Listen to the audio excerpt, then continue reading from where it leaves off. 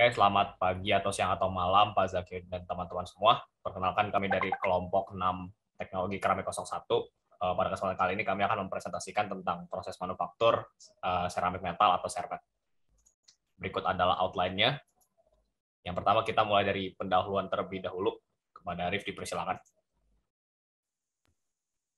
Baik, akan dijelaskan di sini yaitu definisi ceramic metals atau sermet. Ceramic metals atau sermet adalah material komposit yang terbuat dari matris keramik yang diikat oleh binder logam. Logam pada sermet ini berfungsi untuk meningkatkan ketangguhan dan ketahanan kejut thermal atau thermal shock resistance dari keramik. Material sermet terdiri atas dua kelompok utama, yaitu logam keras atau disebut dengan hard metals yang didasarkan pada senyawa karbida, nitrida, borid, dan silisida dari kelompok elemen keempat hingga keenam. Di sini WC kobalt atau titanium karbon nikel. Uh, Sermet juga dan juga ada sermet yang berbasis oksida. Di sini Al2O3 dengan titanium carbide, titanium karbon atau krom. Next.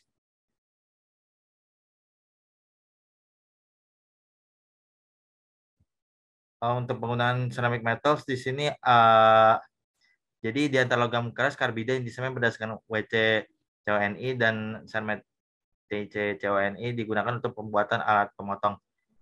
Cermet terutama digunakan dalam pembuatan wear component dan untuk aplikasi tahan bahan kimia dan suhu tinggi serta sebagai isolator.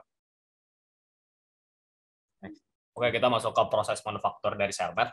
Sebelum masuk ke proses manufakturnya, biasanya ada preparasi awal dulu, yaitu tentang bahannya, di mana bahannya itu ada dua yang utama, material seramik, contohnya itu kayak TIC atau WC, dan metal binder gitu. Dimana kalau divisualisasikan seperti ini gambarnya, yang dimana keramik itu bakal jadi pengisi materialnya, dan metallic binder itu yang bakal nyatuin keramik satu sama lainnya gitu. Yang pertama itu buat memproses material sama metal binder ini, kita ngelakuin proses kombinasi dulu, bikin dua benda ini jadi powder dengan grinding atau milling, dan itu dilanjutin ke mixing kedua, ngukur dulu komposisi dan berat dari kedua komponen ini.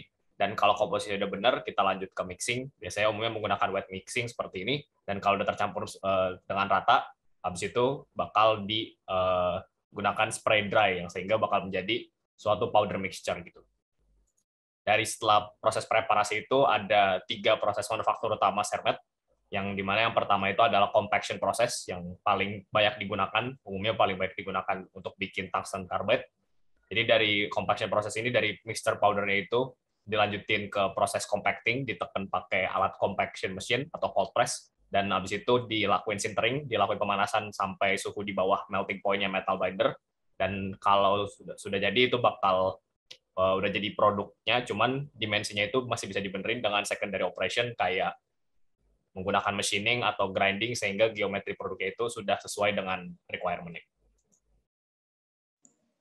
Selanjutnya ada casting proses. Nah, proses ini merupakan proses yang paling konvensional buat manufaktur sermet. Nah, jenis-jenisnya ada 3, infusion casting, tradisional, dan centrifugal. Untuk infusion ini, jadi di moldnya itu partikel keramiknya bakal diinjeksiin dengan molten metal.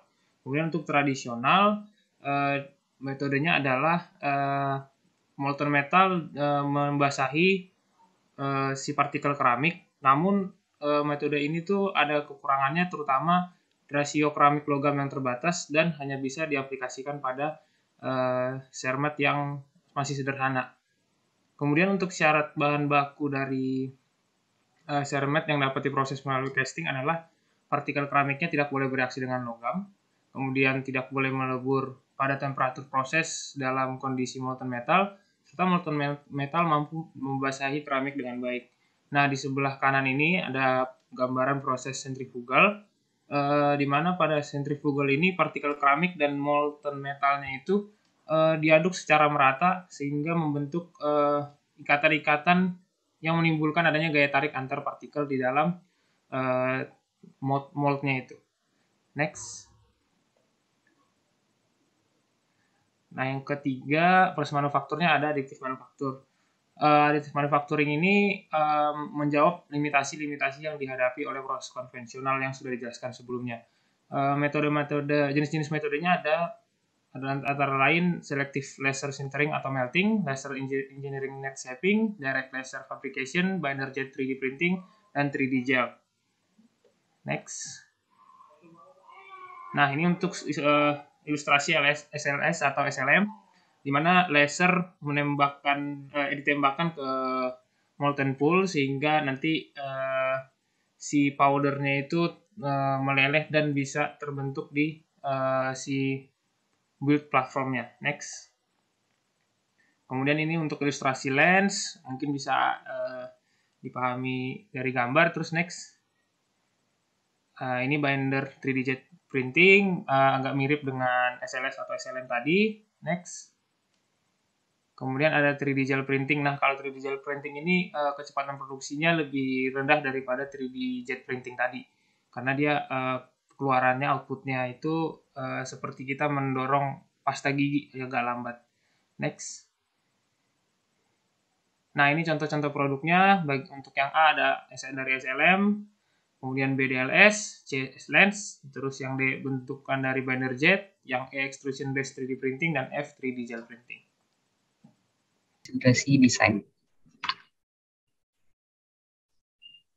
Nah, yang pertama dari segi kekuatan kompresinya, karena material keramik itu biasanya memiliki kekuatan kompresi yang lebih tinggi dibanding kekuatan tariknya, dan biasanya kekuatan tariknya itu sangat rendah ya. Sehingga kita mendesain bentuknya itu juga harus memastikan beban yang diterima itu adalah beban kompresi. Kemudian sifat getas. Pada saat penggunaan itu kita harus menghindari beban impak atau yang tegangannya tinggi, yang itu tujuannya untuk menghindari terjadinya patah pada produk ini. Kemudian dari geometrinya juga seperti yang dijelaskan tadi, karena kekuatan kompresinya itu, karena keramik itu memiliki sifat yang cenderung kekuatan kompresinya yang lebih baik, maka geometrinya itu harus dibuat sedemikian rupa sehingga stres yang diterima itu adalah berupa kompresi. Lalu untuk di bagian sudut atau di ujung-ujungnya itu diberi chamfer atau diberi radius tertentu. Itu tujuannya untuk menghindari adanya konsentrasi tegangan juga yang dapat menyebabkan chipping ya, atau seperti patah itu di ujung-ujungnya. Lalu pada proses sintering itu juga dapat terjadi shrinkage sehingga berpengaruh ke dimensi akhir dari produknya. Kemudian yang terakhir itu biasanya kita menghindari adanya ulir karena sifatnya yang keras membuat machiningnya itu sulit ya untuk membuat ulir. Kemudian kekuatan yang dimiliki itu kurang sehingga pada saat diberi baut atau dan sebagainya itu bisa menyebabkan patah ya. Oke, mungkin untuk berikutnya ada contoh aplikasi pembuatan produk dari Germets. Next. Ya, jadi buat aplikasinya ini ada titanium carbon base Germets, di mana aplikasinya itu biasanya buat cutting sama machining tools. Di mana sifat mekanisnya itu biasanya hardness-nya tinggi, chemical stability-nya bagus, dan wear resistance yang cukup baik. Dan karakter materialnya juga sangat brittle.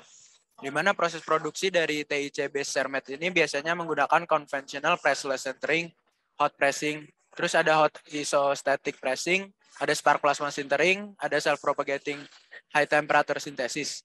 Mungkin bisa di next. Untuk proses produksinya bisa dilihat dari conventional sintering ini skemanya seperti gambar A, di mana sampelnya itu bakal dialirin semacam insulasi, di mana bindernya itu bakal dimasukin di saat temperatur tinggi. Untuk hot pressing itu bakal dikasih pressure untuk pemadatannya. Kemudian buat hot isostatic pressing, dia mendapatkan lingkungan yang stabil. Next. Yang kita gunakan, dan sekian presentasi dari kelompok 6. Terima kasih.